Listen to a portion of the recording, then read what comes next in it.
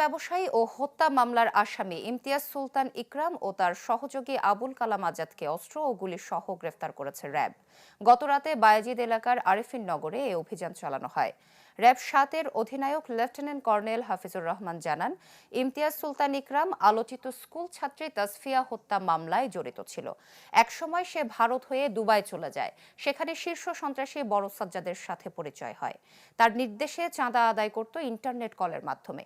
সন্ত্রাসী সারওয়ার বাবলা ও ফিরোজের সাথে সখ্যতা ছিল ইকরামের। মুরাদপুর অক্সিজেন ও বায়েজিদ এলাকায় রিচ কিডস নামে একটি কিশোর গ্যাংও পরিচালনা করত ইকরাম।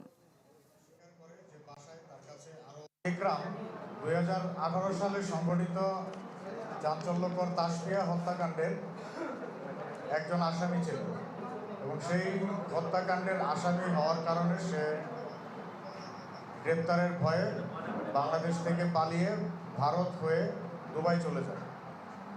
দুবাই যাওয়ার পর তার সাথে কিছুদিন আগে নিহত সন্ত্রাসী সারোয়ার বাবলা তার সাথে দেখা হয় এবং সারোয়ার বাবলার সাথে সেখানে তার পরিচয় এবং তারা দুবাই সাজ্জাদ বা বড় সাজ্জাদ নামে পরিচিত যে সন্ত্রাসী রয়েছে তার অধীনে কাজ করে।